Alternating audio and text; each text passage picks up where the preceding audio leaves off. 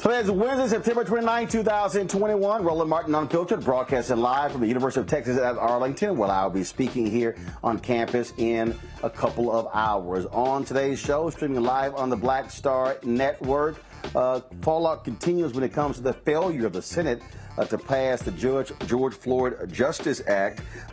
You also have Republicans who also 2 days away from saying, hey, what the hell? We're going to let America default on its credit. What will happen? Will they step up and actually allow Democrats to increase the debt ceiling? We'll break that thing down. Also, we'll talk with the attorney out of Tulsa, where they actually had a court hearing yesterday where they are trying to establish reparations for the people who were the descendants of the Tulsa 1921 race massacre. We'll talk to Demario Simmons. Also, I sat down with author, of course, noted historian Gerald Horne, talked about his new book called The Bittersweet Science, Racism, Racketeering, and the Political Economy of Boxing. It's a fascinating conversation.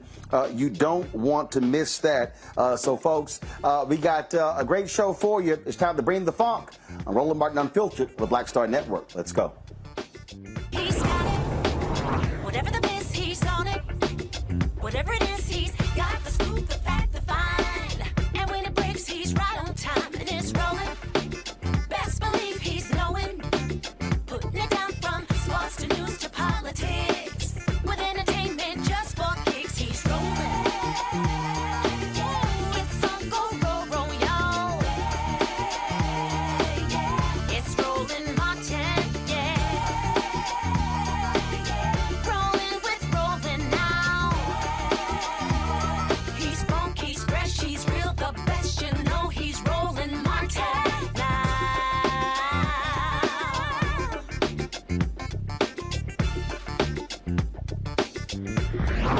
Martin. All right, folks, welcome to Roland Martin Unfiltered here on the Black Star Network. South Carolina Senator Tim Scott continues to assert that he was not going to support a George Floyd Justice Act that actually limited or cut funds for police. Democrats continue to insist that was not the case. You had a couple of police unions that came out yesterday with a strong statement saying there was nothing in the bill that actually said that. And so I actually reached out to Senator Tim Scott. He cited several sections in the bill. He said he was going to have his staff send me a copy of the bill. That was last night. I'm still waiting.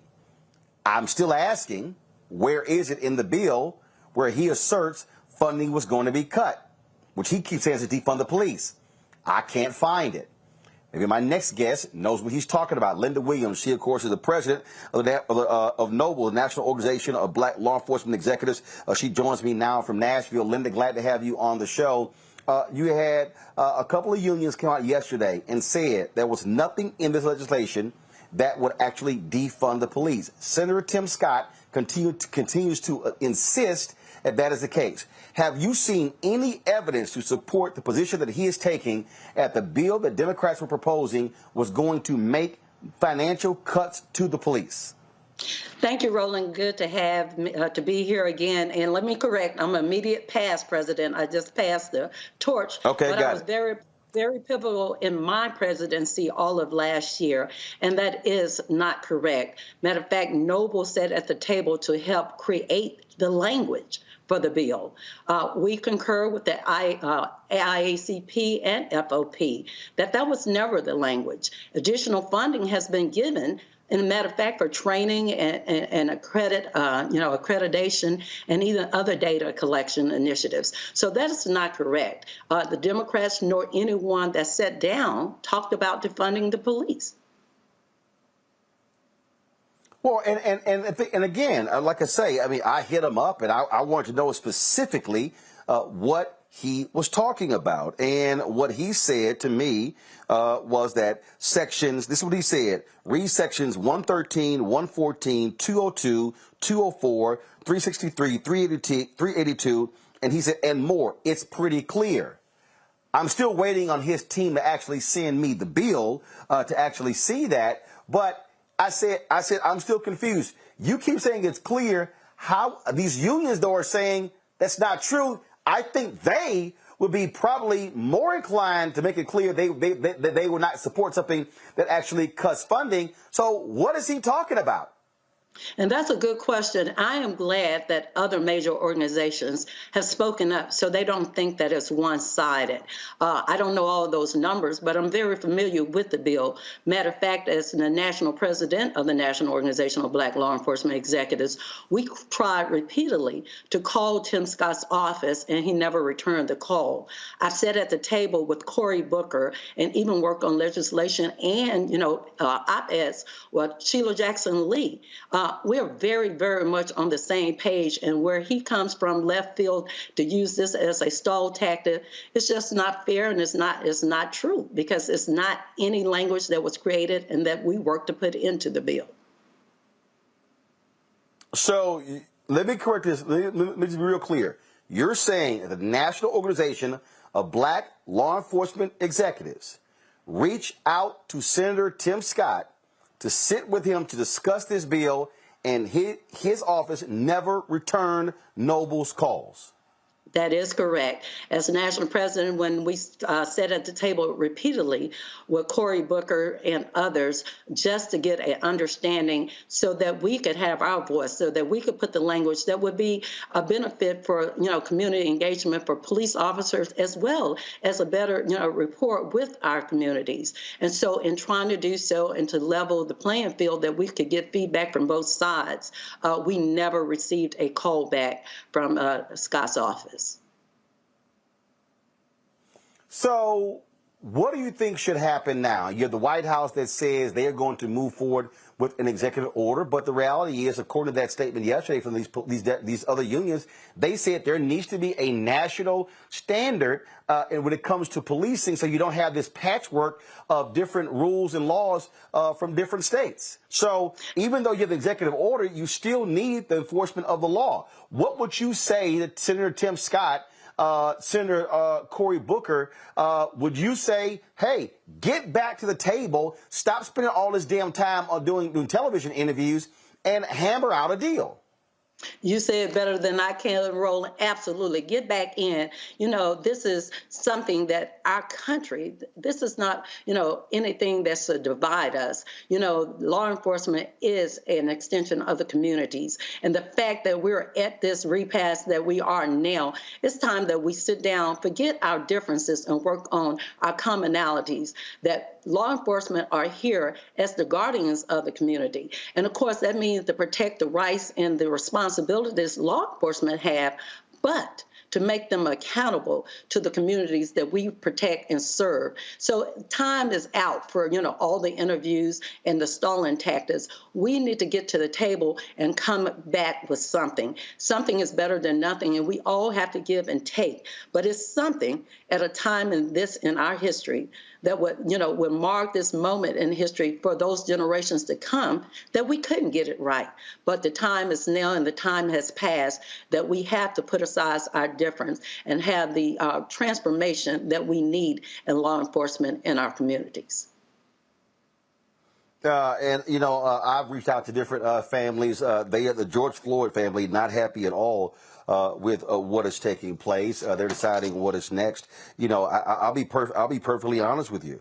I think what should happen is simple. I think the George Floyd family and other families should come to Washington, D.C., and actually, before they come, they should say, we are calling a meeting, and we want Scott at the table. We want Graham at the table. We want McConnell at the table. We want Booker at the table. We want Schumer at the table, and Senator Dick Durbin at the table, and say, we want y'all to meet with us to explain to us why y'all can't come to a deal. I think this is the moment where the families of those affected, Walter Scott family there in South Carolina, all those families should say, no, we're going to come to Capitol Hill and see if y'all are willing to sit down with us. And then, and you know what? Bring the cameras in and say, share with us, tell us to our face why y'all can't come to a deal. And I'm with you. If you keep doing the same thing the same way, you're going to keep getting the same results. All of those persons that sit on Capitol Hill, those are public servants. They are not above reproach or above the law. And maybe it takes the outcry from citizens, from folks like the George Floyd family and so many other that have become, victims of this ongoing tragedy in our country. So I stand with them. The time is now. We can't keep pushing the envelope. We don't want a repeat of what has happened. We need some relational transformation in this country. And if it starts from the very citizens and the law enforcement agencies and the congressmen and legislation for this uniform and these standards, we have to do that. It has to be law, because if we leave it at the discretion of law enforcement, then we'll continue with the same issues that we have always had. The time is now. We have to come together and set aside our differences. It's not a black and white. It's not a red and blue. It's an American problem. And as citizens of America, we have to do better. All right. Linda Williams, immediate past president of Noble. Well, appreciate it. Thanks a lot. Thank you. And you take care and keep up the good fight. All right, thanks a lot. We're going to go to my panel right now. A. Scott Bolden, past head of the National Bar Association Political Action Committee, attorney in Washington, D.C. Robert Patillo, of course, with Rainbow Coalition, Peachtree Street Project, Coalition Project, and also Brianna Cartwright, political strategist. I want to talk all three of you. That, to me, Robert, is, if you want to talk about really forcing something, imagine if the families of people who've been impacted by police shootings, if they say, we're coming to Capitol Hill on Tuesday, Scott, Booker, McConnell, Durbin, Schumer, Graham, be at the meeting. I would dare one of them to say they're too busy to meet with them. Well, Roland, I think that's a great idea, but I don't know how much that will actually move the needle, because we all know what the operative facts are on the ground. And as Tim Scott articulated on Sunday, Republicans are more interested in scoring political points than they are in actually ameliorating this issue. This idea that but here's why. Robert, here's what it does. What it does is it says, no. You sitting here saying it's not this, it's not that. No. Sit across from the table. Since you keep saying this here. Have the unions there. To me, you force them to be in a room. Ain't no more dancing around. No more sitting here. Oh, is this, is that? Say no. Because it's a lot different when you got to say it to a family member's face than when you say it on Fox News and CBS's Face the Nation. But these people have lied to the families' faces before. We've heard Lindsey Graham say that he supported police reform. We've heard Grassley say that he supported police reform. We've heard McConnell and Tim Scott say they were going to shepherd this through. At the end of the day, they're a far-right Republican GOP base. Does not want any form of police accountability or police reform. First, they said that it was the qualified immunity was the reason they couldn't get behind a compromise bill. Now they're saying that, quote-unquote, defund the police why they can't get behind the compromise bill. The truth is that the police unions and many of these law enforcement organizations control the GOP, and there's absolutely nothing that they would agree to. So what would they have to do is find those names, find those Republicans who said they are behind this, and then fight like hell to make sure that you can get them on board. Right now, there are no Republicans who are held to account. That's why they trot Tim Scott out there to pretend to be the face of it as their black friend to argue about this. But at the end of the day, they don't have the numbers on the Republican side of the aisle because it does not poll well among Republican voters. This whole back the blue thing is very strong on the GOP side, and they think that anything that will help minority communities or help African American communities, frankly, that will help poor white communities who are also the victims of police brutality also is a negative for them. And also, they do not want Joe Biden to have any wins on his record going into the midterms. Let's understand the GOP benefits through recalcitrance. That the government shuts down and the COVID numbers go up. If the economy crashes, if you can't get police reform, you can't get voting rights done, that helps them in 2022. Brianna, bottom line is this here. I think something dramatic on the part of the families is necessary so you don't have the constant back and forth political sniping here that you keep hearing on television. I hear you, Roland. I do not know if that will necessarily be enough, right? We've been at this for a while.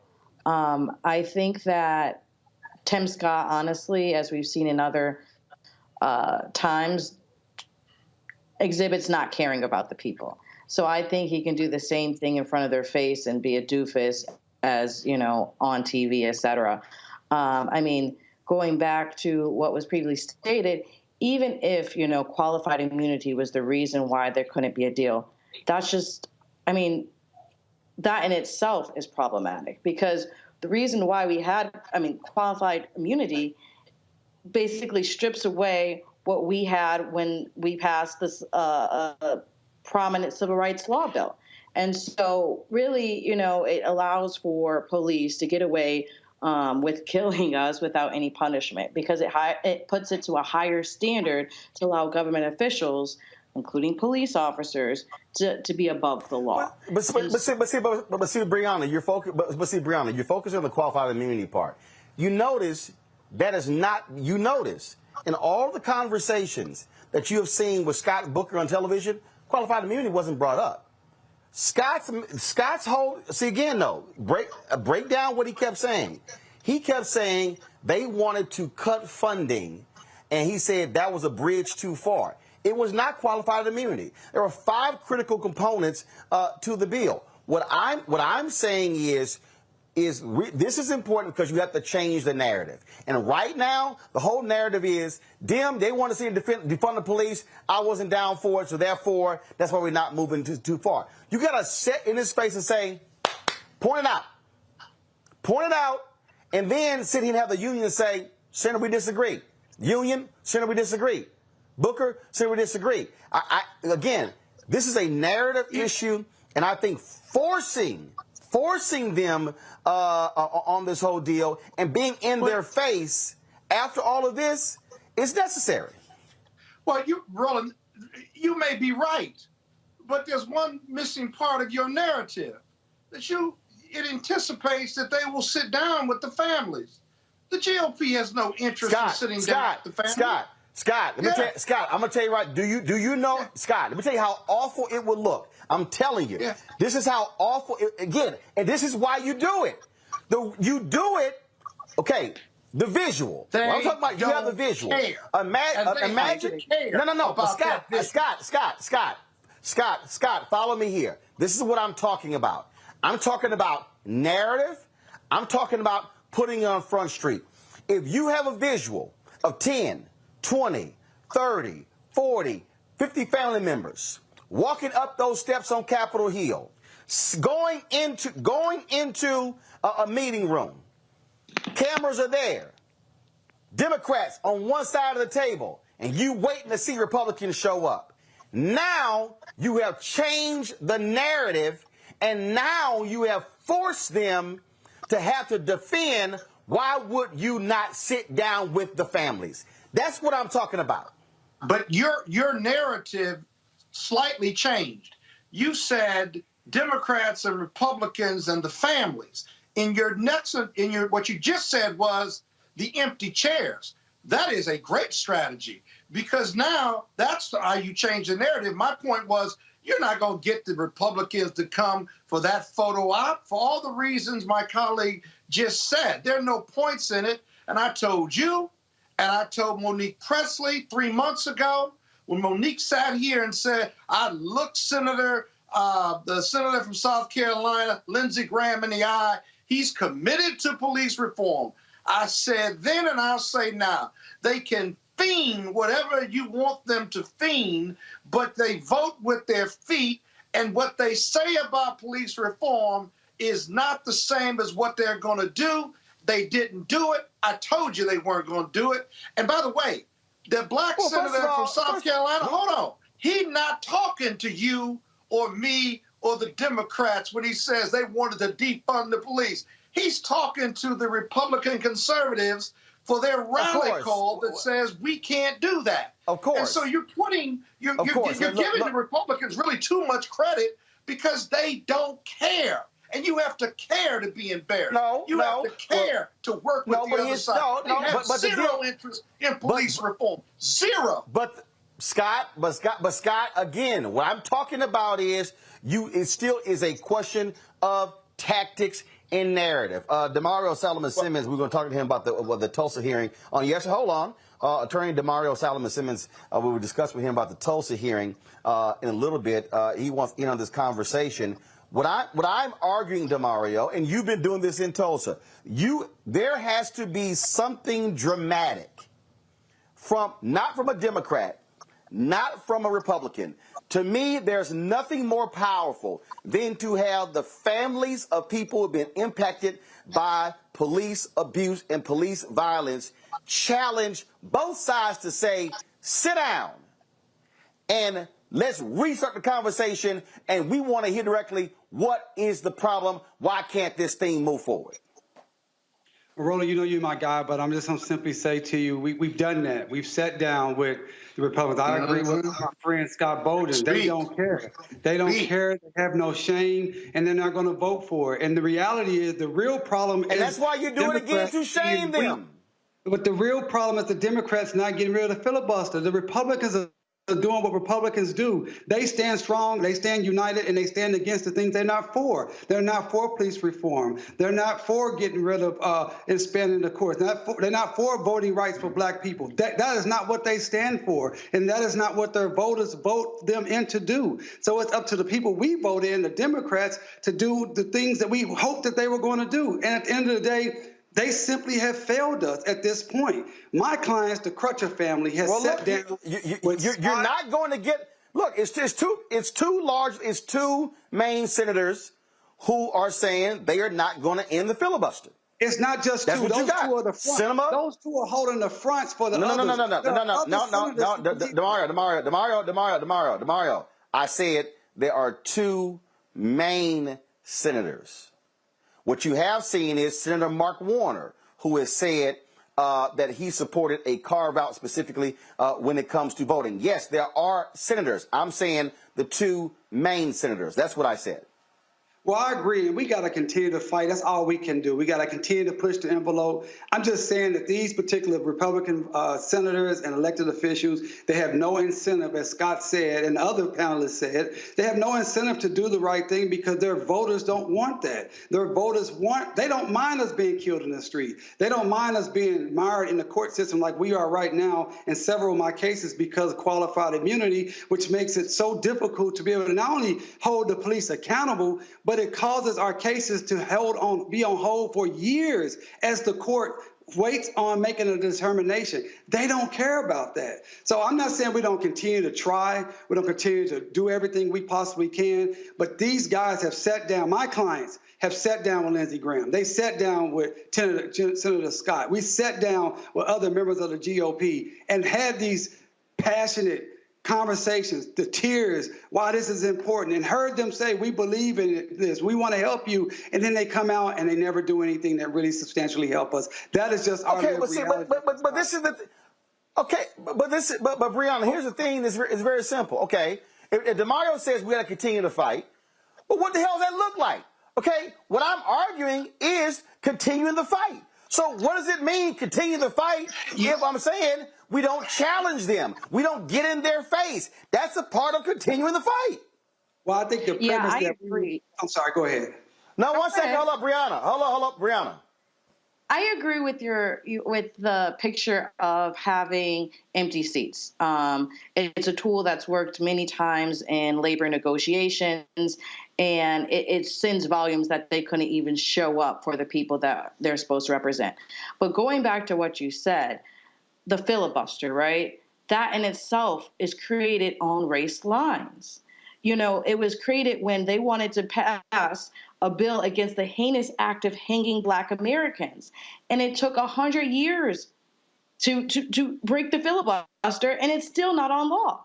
So the filibuster came into place to ban these civil rights legislations. And so going back to what this is and going back into, you know, what I was stating, I know that you said that they didn't talk about it, but qualified immunity, that once again was after the end of the Civil War when Congress passed a key Civil Rights Act. All these things that are blocking us from not dying in the streets is based on creating things to prevent it from going forward through race. And so they have Tim Scott there as a token, as a black man, saying, oh, this is going to be bipartisan, and see, we have black people as Republicans, which is a whole nother story. But, you know, it doesn't go past that. And they don't really care because they don't lose their base by not showing up. And Bolden said it okay, right. so here's the deal, Rob. Okay, Rob. Okay, so here you go, Roland. So, okay, Robert. So here's the deal. Watch Okay, this. hold on. No, Scott, hold on. So, Robert, if we say keep fighting, what does keep fighting look like? Well, look, Roland, so I'll give you for what you. the GOP, What does keep fighting look like? I'm going to give you exactly what the GOP talking points are going to be to the empty chairs. They're going to come out and they're going to have Tim Scott there. No, that wasn't my question. No, Robert. Roland, you got to let me respond. Okay, answer the question. Let him talk, Roland. Let him talk. What the Republicans are going to say is, Scott, I'm hosting the show. I got this. Look, all they're going to say is, we are not going to be taking part in any political stunts. We've been trying to work with Democrats for the last 2 years, suggested the justice flat. All they are attempting to do is move the ball down the field, and they want to cover up for Democratic mayors and their failures to address police reform on the local level. This is why Democrats need to be petitioning Joe Biden and the Senate leadership on the filibuster. That empty chair moment worked with trying to get Mark Warner, trying to get Joe Manchin and Kristen Sinema to come up off of opposition to the filibuster. That is where the battle lines are going to be. There are not 10 Republicans who will vote in favor of any form of police reform. Not 10 off the Senate. Robert, so, you did not answer my they're question. not going to get ashamed No, of it. Robert.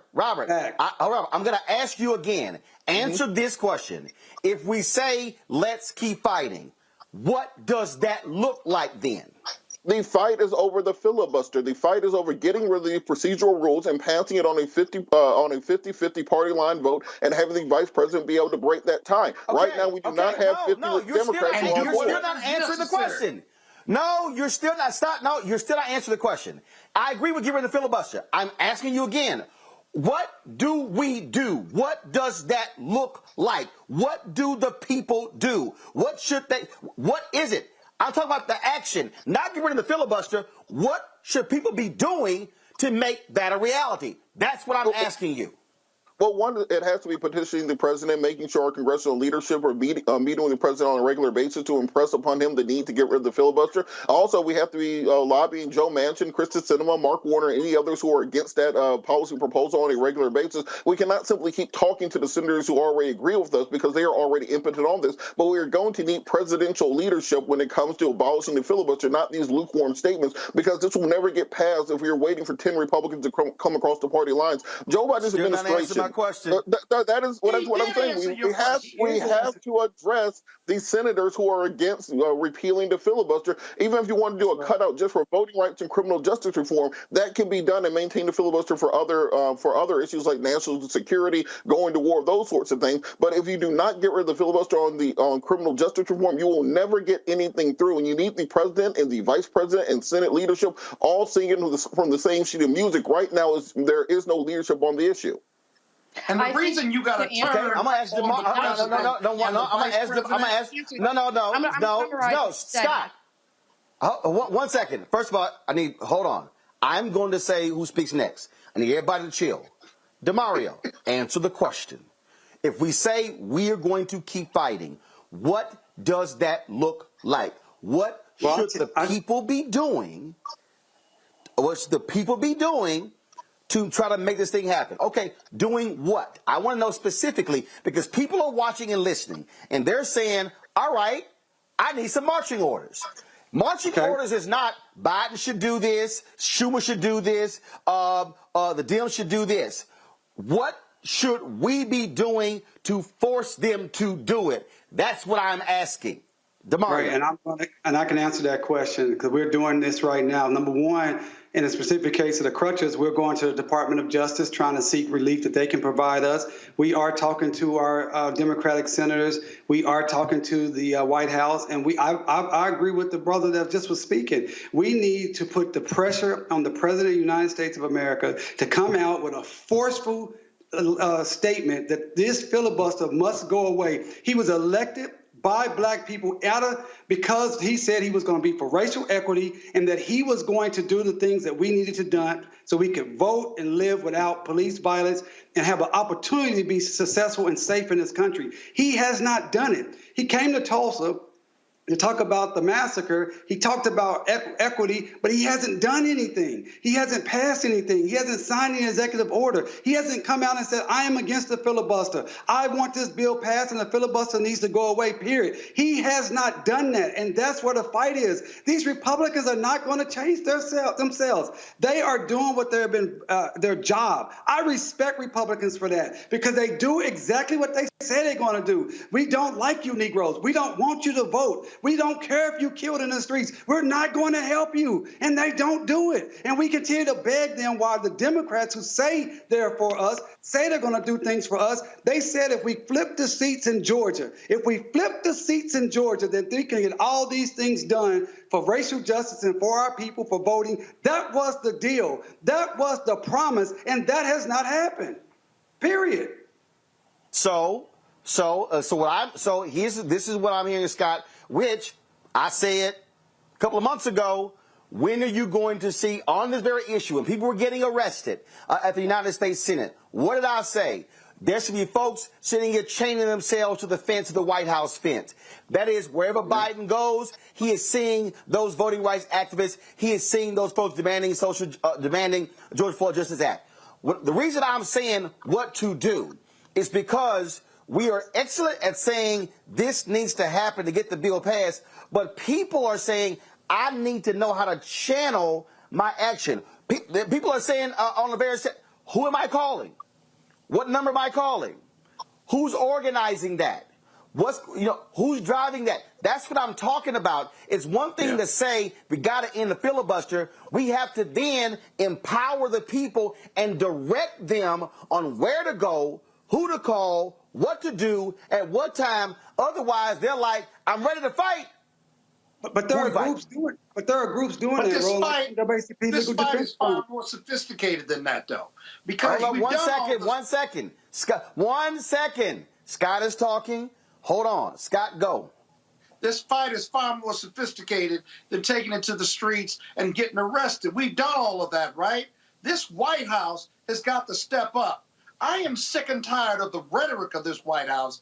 I want their rhetoric to become a reality. And the reality is that only the White House has the power to pressure those two senators to end the filibuster and those who may be on the fence, and we have not made them do it. So how do we make them do it? We get the top 6, top 8 civil rights organizations to go meet with him and put pressure on him because of their constituencies behind them and demand that he do something about Manchin and Sinema. Do something about it. Cut a deal. Cut them off. Cut them away. Cut them out because they are not being loyal. The Republicans are loyal. They don't care. They had the biggest embarrassment in the White House, and they stuck with him, right? They were loyal soldiers. The Democrats haven't been loyal soldiers, and you got to make them jump in line and make them do what they're supposed to do. And Biden and Harris and this White House have not done it. They'll do it for the budget. They'll do it for the infrastructure, but they won't do it for police reform or voting rights and then demand that Black America votes for them again in 2022.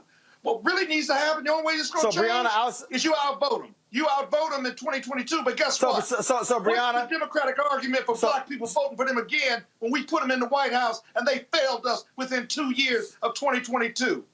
That's your problem. That's a bigger problem. I'll make this. Brianna, I'll say this. Brianna, I'll say this also. All those folks who were protesting in cities all across America after the death of George Floyd in May of last year, 2020, where y'all at? See, what has to happen is a return to the streets. What has to happen is mass protests. That has to happen. And so that also has been the case. What you've seen over the last 3 months, 6 months, you've seen largely Black organizations. You've seen the Black Women's Roundtable, National Coalition on Black Civic Participation. You've seen Black Voters Matter. You've seen others. You've seen them engage in protest, civil disobedience. What you have not seen are the hundreds of thousands and millions who were saying justice for George Floyd, as they say, where you at? Brianna? So I hear you. I think I agree with Bolden in the sense of I do not think those protests is going to move the needle enough. I do think that we need to be in every meeting. I think we need to have these conversations. I think we need to have them on social media, TV, in the streets, everywhere, kitchen tables, and have, the faces out, right? Have these civil rights organizations out. As it's previously stated, there are organizations focusing just on this. You can say that there was a protest after George Floyd, but you see how far the George Floyd Act has gone. I don't think that us protesting and, like Bolden said, us getting arrested and everything that we've been doing up until this point is pushing the needle far enough. I think the fact of we put it back into pushes the needle? So what pushes the needle? I think if we collectively come together and state one statement and show the numbers within that, and that they can lose their job, and literally show, okay, this is not working. This is who we're going to replace you with. Are you going to do the job or not? But that's actually what mass protest creates. See, what they really like, they like when we go away. They like when it gets quiet. They like when people are not mobilizing and organizing. What they are afraid of is when folks mobilize and organize. Let's be real clear. The White House is not afraid to meet with civil rights organizations. Hell, they already met with the NAACP, Sharpton, the Urban League, LDF, Lawyers Committee, A. Philip Randolph. They already met with them. What they don't want to see, they do not want to see hundreds of thousands of people mobilizing in the streets in the cities across America. That's not what they want to see. And all I'm saying is they ain't got no problem with nice, cute clothes meeting, but they do not want to see folks showing up. But here's the deal, though. You ain't voting until this election. You ain't voting until the election. And you're protesting. You're not just having a sweet meeting with them. You're protesting your constituents. You're bringing them outside the White House, but you're protesting the White House. You're not protesting police reform or voter rights. You're protesting Biden for not doing what he's supposed to do and said he would do. That's a very different protest and a very different meeting. So what I'm saying is this here, because this is what I travel all around the country, and this is what I get wherever I go, DeMario. What do we do? That's what I get. When I'm on airplanes, when I'm renting cars, when I'm going places, people say, what do we do? Where do I go? What do we do? And that's the piece right there. And here's the deal. Everybody can't go to a meeting in D.C. And so now it's a question of, okay, who are the 10, 12 senators we're talking about? Okay, is it Coons? Is it Coons? All right. Who's mobilizing in his state? Okay? Who the folks moving on Cinema in Arizona?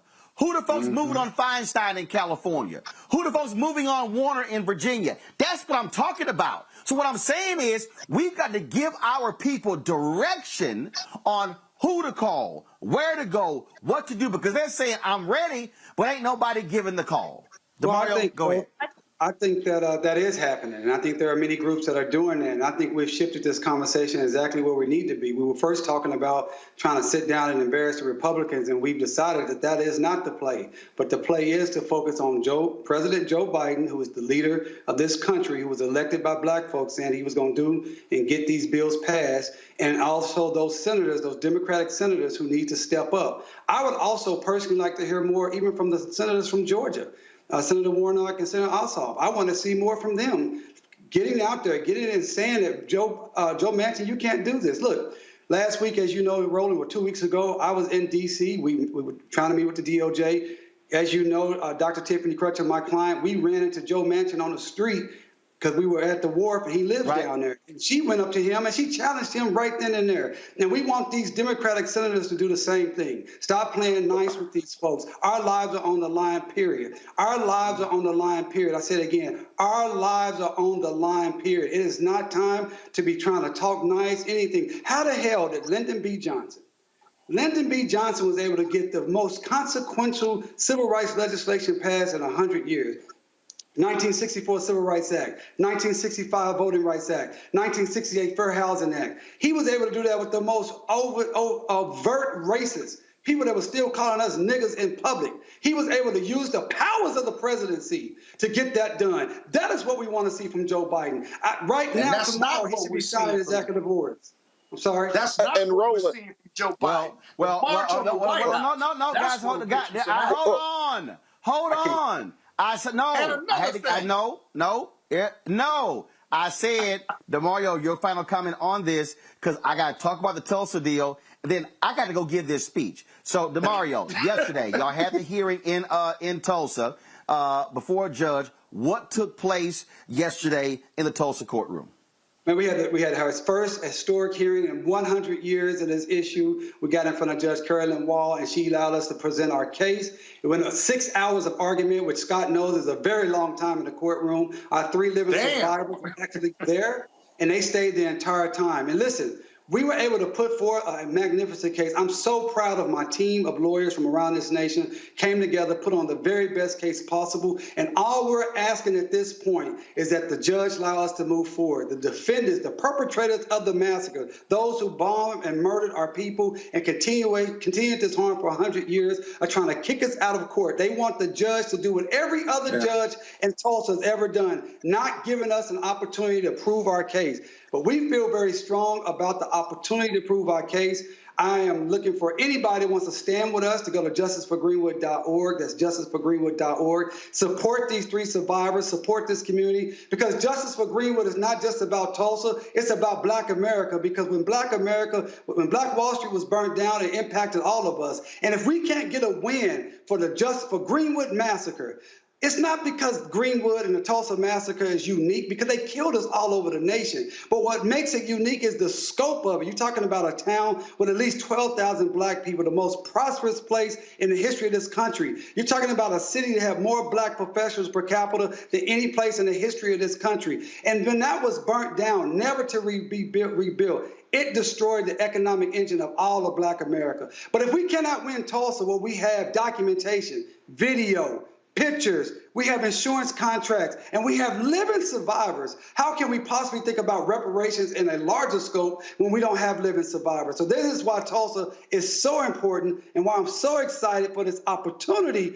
for our judge to allow us to move forward and give our 3 living survivors. Can you imagine being 107 years old, 106 years old, 100 years old, and be in court and hear the people that burned down your community tell you that you don't have an injury, tell you that you don't have anything uniquely special about your injury? That's what happened yesterday.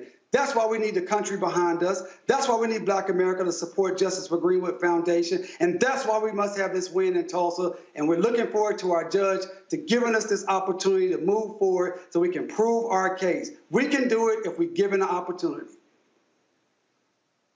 So you presented the case. What is next? Would the judge get any indication how long it would take to rule on this? She did not give us a definite time period. What she told the local media was that she was going to do it timely and as soon as possible.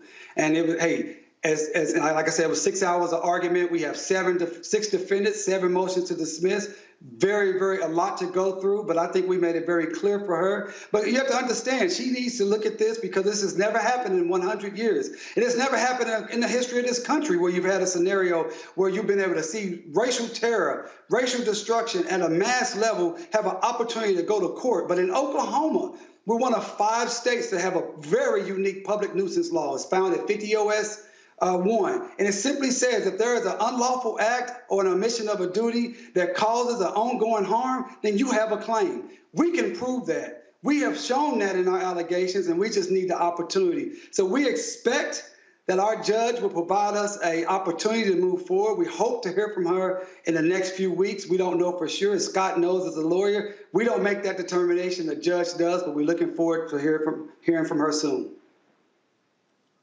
All right, Mario Simmons, we certainly appreciate it, man. Thank you so very much. Roland, thank you for everything you do. For that, and we'll be following that as well. Thank you, brother. We appreciate everything you do. I appreciate that. Thank you very much. So this is a truncated edition of Roland Martin Unfiltered with our panel. And so I want to thank folks for the spirited discussion. I'm here on the campus of the University of Texas at Arlington, literally about to run out of this door to go give a speech. And so let me thank Brianna, Robert, and Scott for being on today's show. Thank you so very much. Folks, we had an opportunity to talk with author Gerald Horne about his new book that deals with boxing, racism, the money of boxing, the politics, some amazing insight that Gerald Horne uncovered in his latest book. Here is our conversation. Gerald, always glad to have you here on Roland Martin Unfiltered. Let's get right into it. There are a lot of people, of course, who are boxing fans, and we know about Jack Johnson, we know about Joe Louis, we know about Floyd Patterson, Muhammad Ali, Mike Tyson, Larry Holmes. We can go on and on and on. But people really don't understand the seedy, corrupt history of boxing in this country and in this world. Well, the cliche that used to be used with regard to boxing is that it's so morally corrupt that but for the lack of headroom, the matches should be held in sewers. Some of the most disreputable characters that you can imagine have been involved in not only the promotion of boxing, but the profiting of boxing. Let's start with Donald J. Trump. You may recall during his time as a so-called mogul in Atlantic City, staged many boxing matches, and of course, like many promoters, as they're called, looted many boxers. Or take Bob Arum, for example, now headquartered in Las Vegas, formerly headquartered in New York City. He promoted many Muhammad Ali fights. He promoted many fights. In fact, even though he's in his late 80s, he's still trying to get it on. And he, too, helped to plunder and pillage more boxers than one. And what's interesting about this scenario is that the man who's usually accused of plundering and pillaging boxers is Don King, who, as you know, is a Black American, also headquartered in Manhattan. And he has been denounced more than once by Mike Tyson, Larry Holmes, et cetera. But I think what your viewers need to realize is that Don King is not necessarily unique. It's very curious that the denunciations are heaped on his head, while those like Bob Arum and Donald Trump oftentimes escape denunciation. Well, absolutely. And part of that is because you've had fighters that have gone public. You've had Jack Neufeld's book that was on Don King and so many others. And you're right. I mean, there are a lot of unscrupulous characters in boxing. And for a long time, it was mob run, mob controlled. Well, boxing also, I think, exposes and reveals many lessons, particularly for the younger generation. Oftentimes, many in the younger generation, they ask plaintively, why haven't Black Americans been more heavily involved in the management end, the business end, the profit-making end? Why are they the ones in the ring, stripped to their trunks and taking a pounding as a result? Well, this occurred to older generations. And indeed, a story that I tell in this book is about the effort by the 1950s of the retired champion Joe Louis and his comrade, a Black American lawyer from the University of Chicago by the name of Truman Gibson, to try to take over boxing when television as an appliance was entering many living rooms. But what happens, number one, is that in order to get involved in the promotion of matches in Chicago and New York City, Madison Square Garden in particular, they had to cross paths with organized crime. And then number two, what happens is predictable, that the prosecuting authorities, who do not necessarily bear influence from Black Americans, then went after Truman Gibson. He barely escaped prison.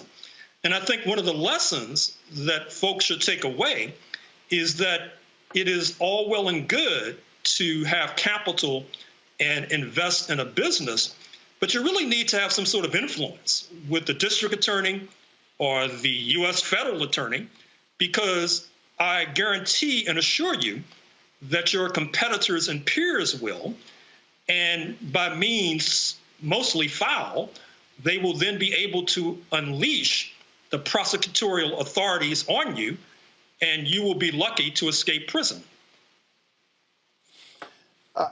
You talked about African Americans being involved on the business side, and I'm going to come back to that, to modern day, and how Al Heyman has completely flipped the script, and frankly has just really pissed off all of these longtime white promoters who have been making major grip, who become multimillionaires because of fighters. I'm going to deal with that in a second. But let's take it further back. You talk about when you mentioned Joe Louis, the first thing that came to mind is how the folks who represented him essentially were bartering and negotiating his percentage of his purses for life to land fights. And all too often, you had managers who controlled so many aspects of these fighters that a lot of these black fighters were left penniless and broke.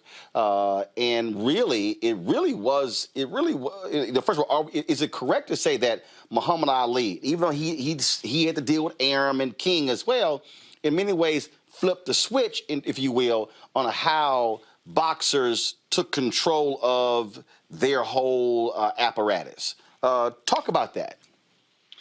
Well, Muhammad Ali, the erstwhile Louisville Lip, who, as you know, is catapulted into prominence as a result of the 1960 Olympics in Rome, where he emerges triumphant, and then in a startling series of bouts with mob-backed Sonny Liston, he is proclaimed heavyweight champion.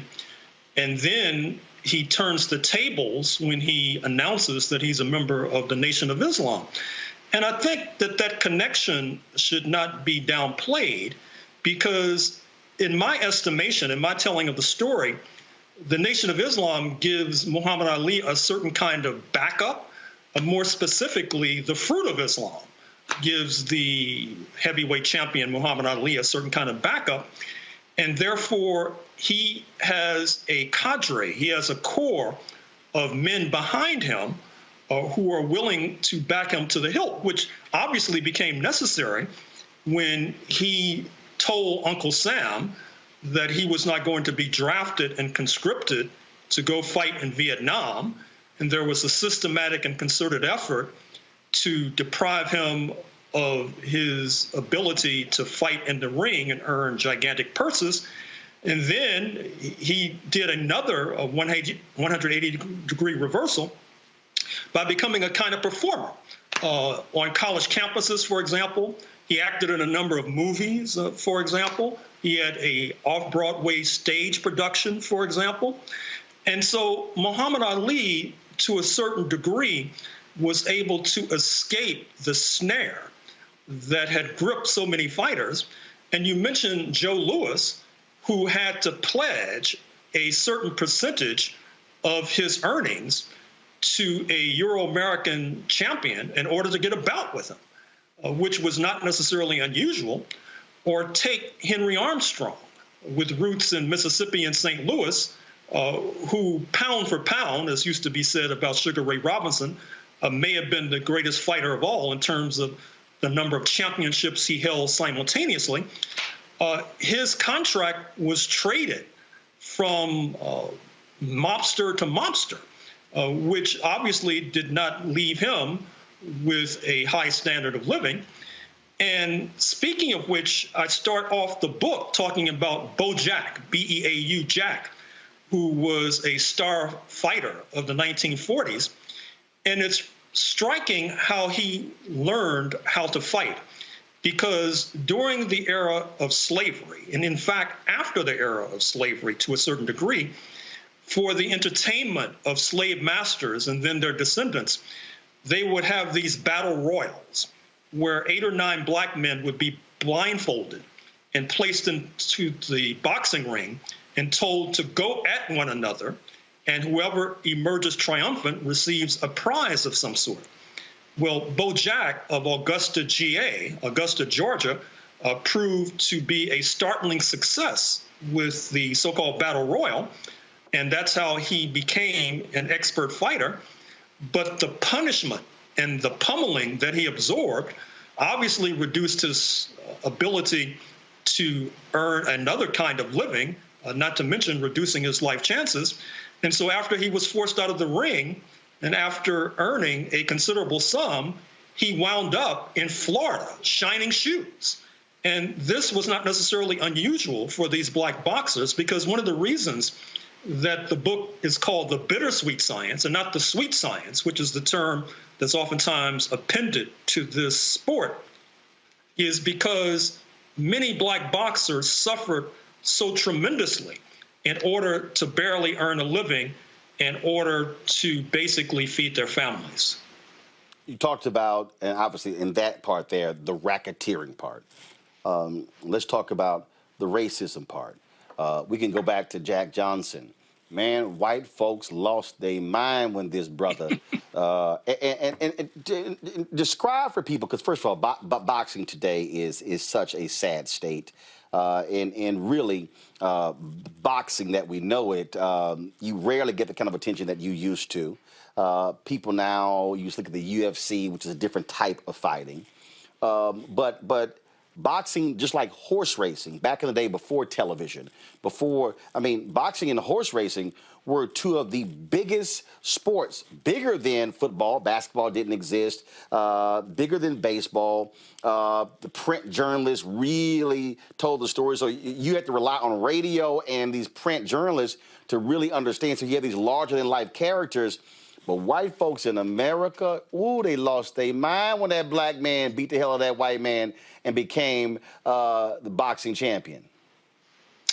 Well, Jack Johnson, the so-called, the man who induced the Great White Hope, which was the name of a Broadway play, then a movie starring the great actor James Earl Jones portraying Jack Johnson on the silver screen.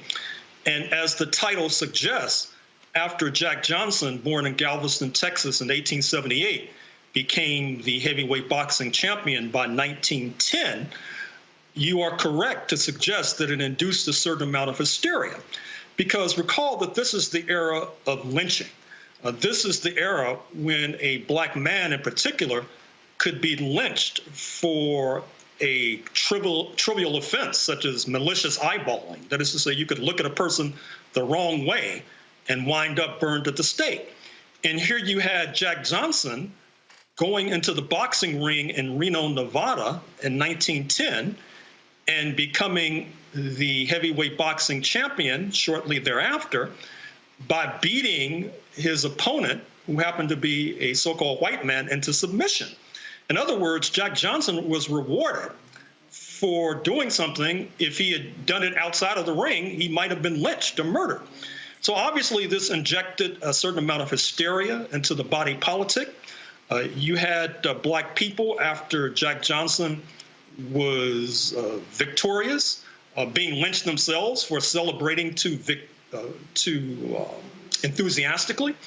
This was also the era when cinema was becoming more widespread, and the film was captured on the film of the match was captured. In fact, you can probably go to YouTube and see it today.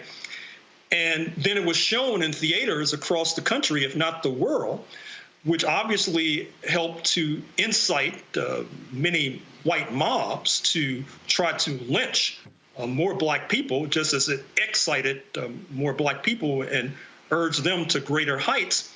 And so it did not take long for Jack Johnson to once again face the wrath of a prosecuting attorney.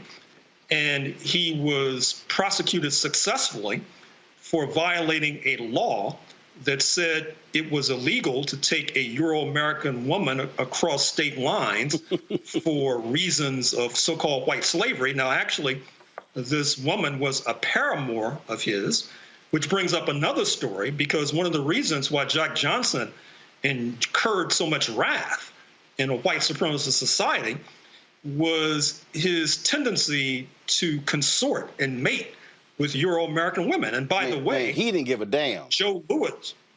He didn't give a damn. He was like, oh, Joe Lewis, y'all don't like a black man with a white woman? All right, I'm going to go get me several. Well, yes, that drove him out of the country, in fact. Rather than face the music in prison, he decided to go into exile. And he was a precursor of Muhammad Ali. Perhaps, if you can accept this, he may have been more militant and radical than Muhammad Ali, because he went into exile in Mexico and then tried to set up a base in Mexico from which attacks could be launched on Texas and the other white supremacist states of the United States of America. Obviously, this too infuriated the authorities. And finally, when you had regime change in Mexico, he was forced to come back to the United States and serve in prison. Wait a minute, hold up. So Jack Johnson was trying to lead a rebellion against the United States? Oh, absolutely. Yeah. Even Muhammad Ali wasn't trying to do that. Right. So he was quite an extraordinary figure. And even The Great White Hope, that movie, which I admire, I don't think it really does justice to his entire career. And I sort of understand why, because particularly that chapter I've just outlined, where he tried to lead a rebellion from Mexico, that's not the sort of thing you expect to see on the silver screen. Well, keep in mind, Jack Johnson also was a native Texan. And that's so, right. So that sort of plays, we black Texans are a bit rebellious. So I understand.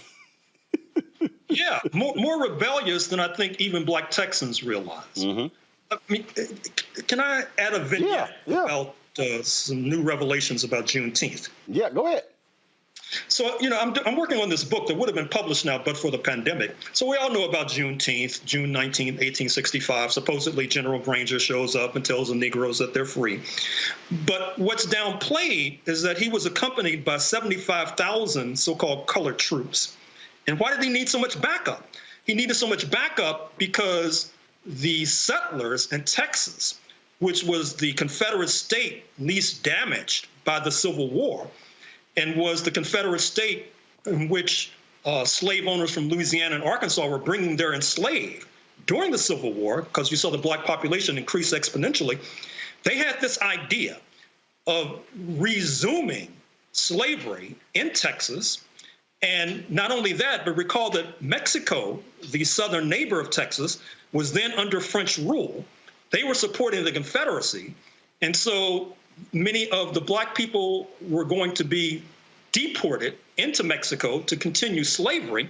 Jefferson Davis, the head of the Confederacy, he was captured after the fall of Richmond trying to escape to Texas so he could lead this rebellion. So these 75,000 black troops then became a hammer against the French troops in Mexico, against the Confederates in Texas, and helped to save the United States from resuming the U.S. Civil War under a different guise.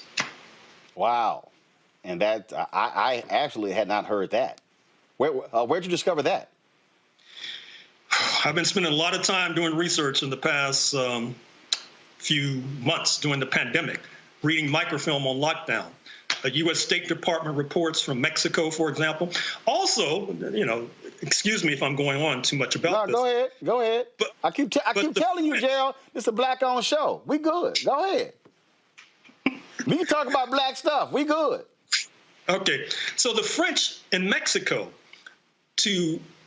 had brought African soldiers from Algeria, which they had colonized in 1830, and also from Egypt and Sudan, which they deeply influenced, thousands and thousands to Mexico as backup. And that's why General Granger needed these 75,000 so-called colored troops because this was going to be, pardon the expression, another battle royal that was going to unfold. And the man in charge of the Confederate effort, Matthew Fontaine Maury, M-A-U-R-Y, who until last year had a statue in his honor in Richmond, Virginia, he was the mastermind of this plot to continue slavery. And by the way, even before then, he had this other diabolical plot of deporting all the black people. This is before the U.S. Civil War, deporting all the black people to Brazil. And that plot was also thwarted, which helps to explain why we are now in North America speaking English and not in Brazil speaking Portuguese. Wow, that is some deep history right there. When you talked about just the deeply embedded racism, it is still stunning in boxing. It is so American. It is so American. It is so white American, historically speaking, to how they would treat Joe Louis, how they would demean black people. But when it was time to fight the German, now we're all Americans.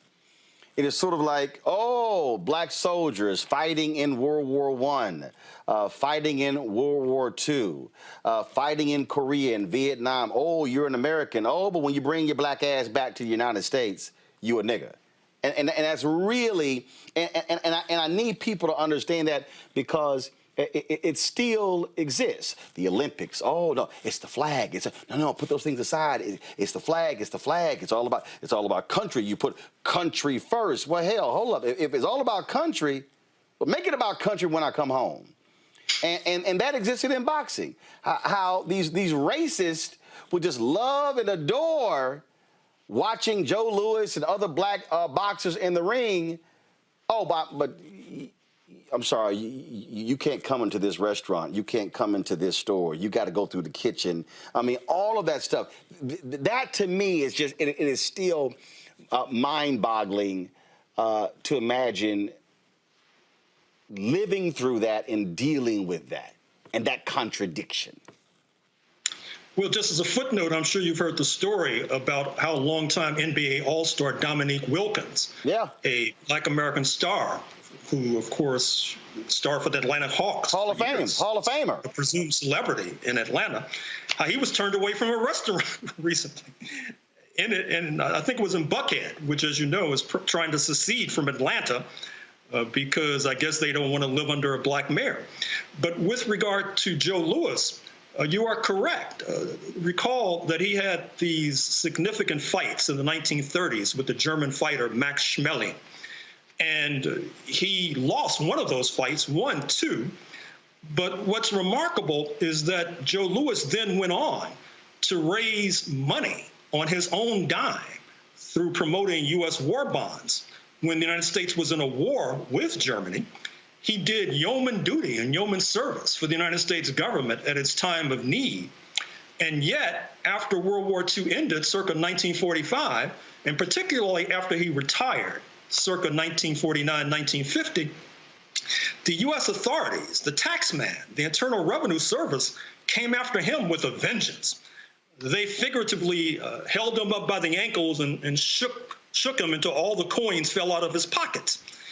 And then when he tried to promote boxing with Truman Gibson, as I talked about a moment ago, then they went after Truman Gibson, and he barely escaped prison. And ironically enough, after all of the money that Joe Louis earned as a result of these attacks from the U.S. government that he served so loyally, he wound up as a greeter at a Las Vegas casino. That is to say, akin to a person who greets you when you walk into a Walmart. He did not end up very well, and it's a very sad and tragic story indeed. When we think back to the early days of boxing, and going through the 60s, were there any African Americans who are unheralded, who we don't know about, who were doing amazing things that don't get the credit, don't get the attention. And again, because when we think about, again, boxing, it's, again, I can go on the line. They can talk about, again, Sugar Ray Robinson and Joe Louis, Jersey Joe Walcott. They can talk Muhammad Ali, Sonny Liston, and there are a few others. But were there, unknown characters who really were cultural warriors who we really should know more about? Well, I'll have to bring up Truman Gibson again, because in some ways he was the Don King of the 1950s. Where was he from? Except he didn't get paid like Don. Where was he from? Don King got paid. Right. I mean, some of the deals that Don King was involved in, that they still boggle the imagination. I mean, multi-million-dollar deals on a regular basis. Truman Gibson had the smarts and intelligence and managerial competence of Don King, but during the 1950s, he was not able to get paid like Don King. And in terms of boxers, I'd once again bring to your attention some in the sub-heavyweight categories, because the heavyweights tend to get all the publicity. Yep. Of course, Floyd Mayweather exempted. I'm speaking of the predecessors of Floyd Mayweather. Not only a boxer like Sugar Ray Robinson, who you mentioned, who, as you know, was oftentimes viewed as the greatest fighter of them all, but those who were in that same chronological era, boxers who I've mentioned, such as Henry Armstrong, Bo Jack, and going back to the turn of the century, Joe Gans. I think if there are any youngsters in your audience who are budding boxers, they really should study Joe Gans, G-A-N-S, because a lot of so-called scientific boxing was based on what he developed over a century ago. And basically, you probably can find books and perhaps even movies that demonstrates his scientific way of boxing. And as a matter of fact, Jack Johnson, in some ways, patterned his boxing style after Joe Gans, G-A-N-S. You mentioned you mentioned Don King, and I dare say, when you talk about it again, I am not vouching for Don King. His family, they reached out to me to record a video for his 90th birthday party to include in it. So it's coming up soon. So I got to find out things I have even recorded and send it. But he really did muscle in on the action. And man, he pissed off a lot of white folks in boxing because he used his mouth and his moxie at a time after the civil rights movement that you had this whole say it loud, I'm black and I'm proud. And he really changed the game, if you will, and became a force to be reckoned with. And these white promoters had no idea how in the hell it happened. Well, it's interesting about Don King and his ability to muscle his way up into the top of the pyramid in terms of boxing. A moment ago, you mentioned Jack Newfield, the late journalist out of New York, former columnist for the Village Voice, now defunct, who wrote a scathing and scalding book attacking Don King. But what was striking about Jack Newfield's journalism is that for whatever reason, he tended to not scrutinize Bob Arum, who was Don King's major competitor and major peer. In fact, I recall when I was in New York doing anti-apartheid work in the 1980s, and Bob Arum had brought these boxers over from apartheid South Africa, because that's a major part of the story that I tell. And we tried to get Jack Newfield to do a story about it. He wouldn't do it. In other words, it seemed to me that he was almost acting as a flack for Bob Arum, Don King's major competitor, which in retrospect, I don't think your audience should necessarily be shocked or surprised by, because we know that black men of an older generation oftentimes, once again, had to face the prosecutorial authorities. You might recall Willie Brown, who's probably in the same age group by now of Don King, the former mayor of San Francisco, a mentor of not only Gavin Newsom, but Kamala Harris. Yeah, Willie is in his early 80s. Sorry? Yeah, Willie's in his early 80s. Don is 90. Yep, go ahead. Okay. Yep. So when he was Speaker of the Assembly in California, the authorities basically enacted term limits so that he had to leave the Assembly. That's why term limits came to California, to get rid of Willie Brown. And he was so notorious in terms of being able to elude the prosecutors that you might recall that in one of the Godfather movies, Willie Brown plays himself. Godfather 3. Yep. Godfather 3. Where he plays himself as a politician who's able to elude the authorities. So you know you're notorious when you get to play yourself in a movie enacting what you actually do in real life. And therefore, what happened to Don King was not necessarily unique or peculiar to Don King. It was the lot and the fate of any black man in particular who was trying to climb the greasy pole of success. We talked about the racism and racketeering part. Explain what you describe as the political economy of boxing. What does that mean? What that means is that economics is political. I think that's a sub-theme of what I've been trying to explain thus far. That is to say that the fact that Bob Arum did not have to face as many prosecutors or investigators as Don King was obviously a political decision. Likewise, who is able to earn money and who is not able to earn money is an economic factor.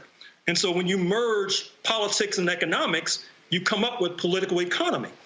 That is to say, it would be a myth and, in fact, misleading to suggest that economics stands alone. Economics inevitably is integrated with politics. You saw that just a few days ago when ProPublica revealed that many of these billionaires, Warren Buffett, Jeff Bezos, Elon Musk, they're able to evade taxes while people like me are paying taxes up the yin-yang. In other words, they're able to accumulate wealth as a result of the Internal Revenue Service, which is a political agency, an agency of the U.S. government, not being able, because of various regulations and rules, not being able to extract taxes from them that would then go to healthcare, education, et cetera. That's what we mean by political economy. So let's talk about. I want to move it forward to. We talk about power behind it. What Al Heyman has done. First of all, this brother gives very few interviews. I mean, like literally, he does not do interviews. He was a concert promoter. Folks who might remember the Budweiser Superfest tours, that he was the force behind that. And so then what he did was he purposely did not call himself a boxing promoter. He changed the language as well. And the reason Floyd Mayweather has the riches that he has and how he's been able to earn the money, because it was Al Heyman, in his brilliance, who went to Floyd Mayweather and said, you know, you're the one who's making the money. You're the one who's promoting your own fights. You don't need Bob Arum to promote your fights, and he comes off making 30, 40, 50, 60, $100 million. If I'm correct, it was a $750,000 buyout of Floyd Mayweather's contract with Bob Arum. And it was Al Heyman's suggestion to buy himself out of that contract that completely changed Floyd Mayweather's world. I dare say, with all of these names, and even with Don King, and I think if you mention all of these people, I believe that 50 years from now, 100 years from now, if the question is raised, who was the most influential individual in the history of boxing, I would say it was Al Heyman, because he completely flipped the script and changed the game, and he wasn't about attention. I mean, I'm telling you, if you Google him right now, you might come across one or two interviews. He does not go public, he is a stealth figure. You are correct. And in fact, the only way I know about Al Heyman is that I read the Los Angeles Times on a regular basis. And a few years ago, there was an article about him.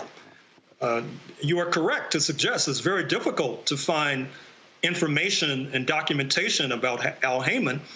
And I think that's a very wise decision, because when you are flamboyant, as Don King is, when you are oftentimes portrayed in the headlines, like Don King used to be, that really only attracts the sharks and the barracudas and the vultures, and attracts those who want to take you down.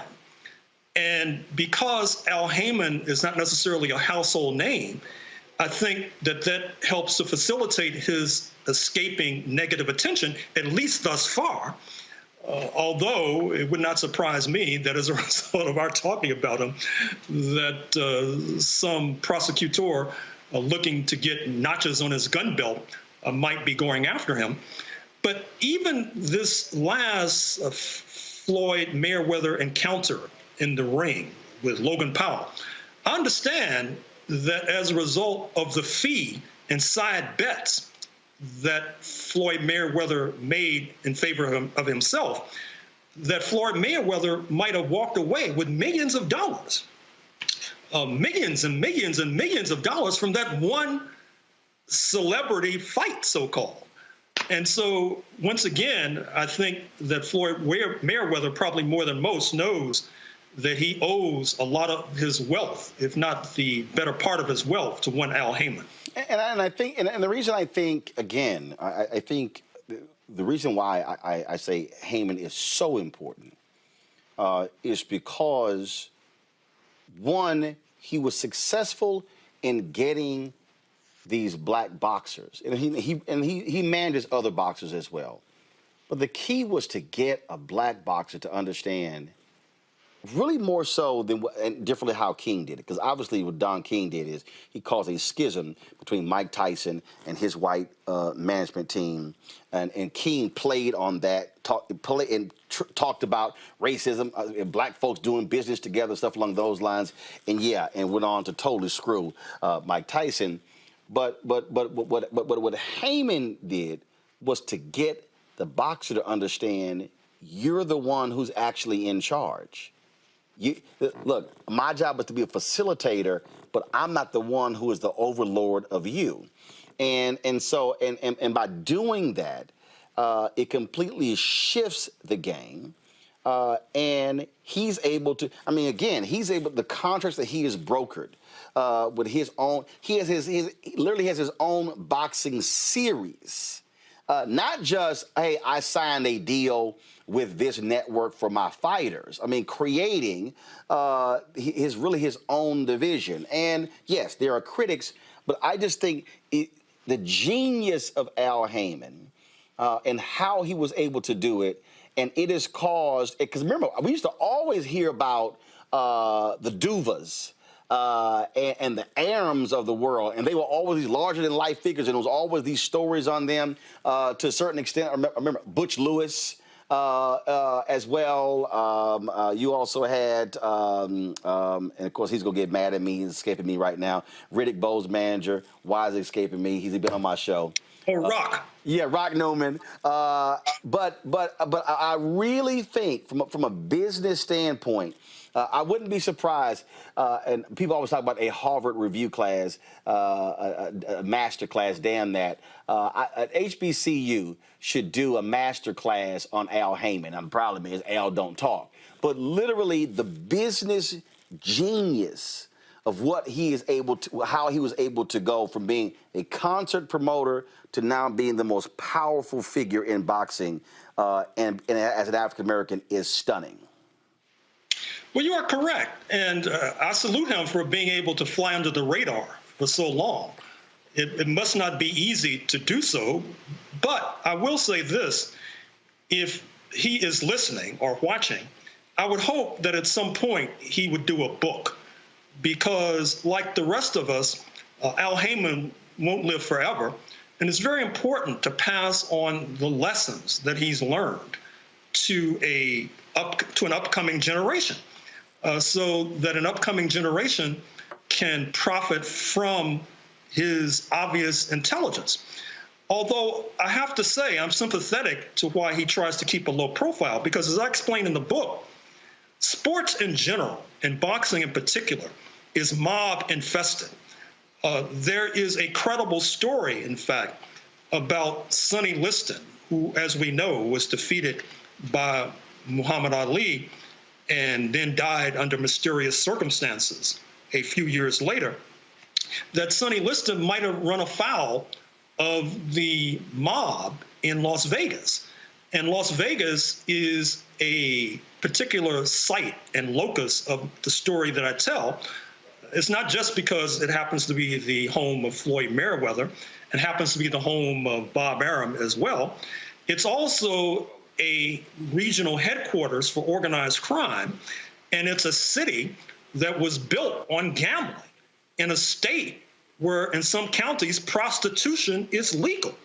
So if you're talking about corruption, if you're talking about immorality, you have to talk about Las Vegas, you have to talk about Nevada. I ask you this all the time we do interviews, and I do this with every book author. And the question I always ask is, all the research, what was your wow moment that you uncovered that caused your eyes to just get big and you say, this is unbelievable. Wow, this is crazy. Well, that's a hard question. I will say this, and I'll say this for future researchers who wonder. There is a great boxing archive at Brooklyn College in Brooklyn, New York, that, believe it or not, has not only correspondence from Muhammad Ali. I saw Muhammad Ali's medical records at this archive, which as early as the early 1980s, a doctor at Columbia Medical School had diagnosed him with having a kind of Parkinson. I saw the records of Muhammad Ali after he took this tour of Africa in the 1979 at the behest of then U.S. President Jimmy Carter to try to get African nations to boycott the Olympics. So those sorts of primary documents about Muhammad Ali is sort of a kind of goal for researchers. And with regard to the aha moments or wow moments, it's just all the killings. I just made reference to Sonny Liston, and I mentioned him only because people are familiar with his name. But it's astonishing how many boxers have been murdered over the years. I mean, if you don't get killed in the ring, you can be killed outside of the ring.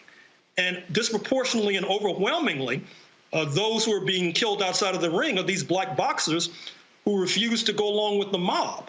So I'll close on this particular segment by saying that I encourage other researchers to visit this boxing archive at Brooklyn College. And there's another one at the University of Notre Dame in South Bend, Indiana, that is not as rich in documentation as Brooklyn College's, but is useful nonetheless. That's a tip to up-and-coming writers about boxing. Look, I do want to ask you this here because I think people also understand this here, and there have been other books and documentaries done on this here. Boxing was a savage sport, grossly unregulated, and it was numerous deaths in the ring that caused this country to say, we got to put a stop to this. And wasn't there a point when they literally even stopped showcasing boxing on television because of the savagery? Well, boxing, in a certain sense, suffered from saturation. At one time, there might be 3 or 4 boxing matches on television every week, 4 or 5 every week.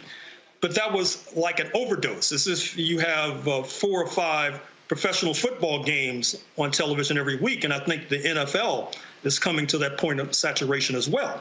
But you also are correct to point to the savagery and the bloodlust that characterizes boxing.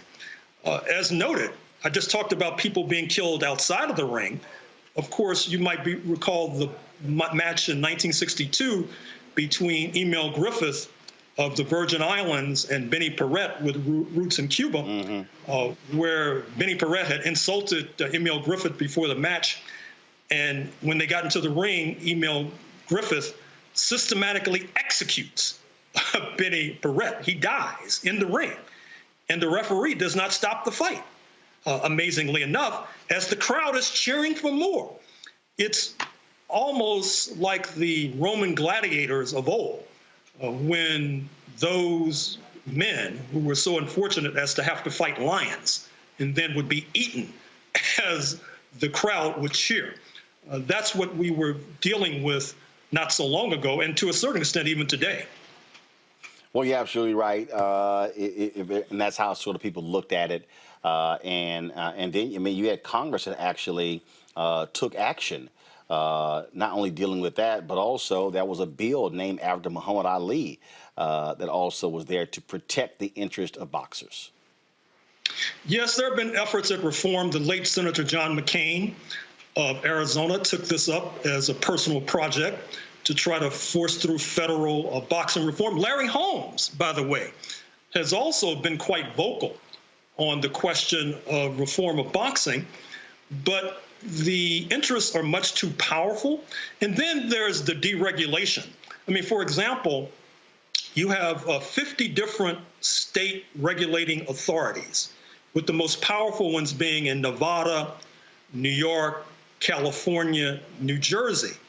And so if any of those particular states would move to tighten regulations, well, then the boxers and the promoters would simply move to, say, Kentucky, for example. That's why you need a federal law. And of course, boxing to a certain extent has been outflanked by these other kinds of pugilism, UFC, for example, which John McCain described as human cockfighting, Thai boxing, for example.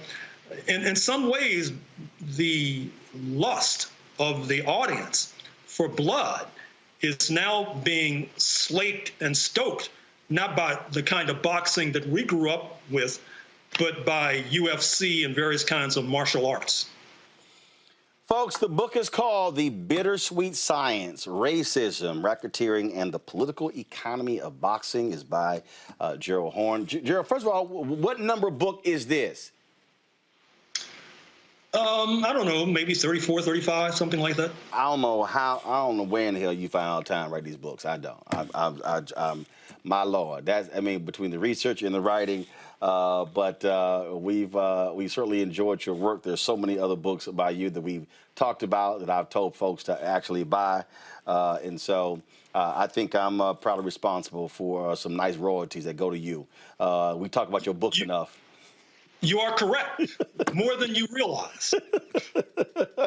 Well, that's why we have this show. I've read many of them, not all of them, and still reading them. And I'm definitely going to check this one out. So, Gerald, I appreciate it. And then next time I got to Houston, y'all, this is how bad it is. I'm going to have to bring all of my books from Gerald, and he's going to have to sign them all. I have a whole shelf of just for signed books. I'm going to have a whole separate suitcase for Gerald's books for him to sign. Gerald, I appreciate it. Thanks a bunch, folks. And of course, y'all, he's professor at University of Houston in my hometown, and I'm sure your students get a kick out of learning your class, but you probably make them do a whole lot of research. Absolutely. Gerald, thanks a lot. Thank you. Good luck.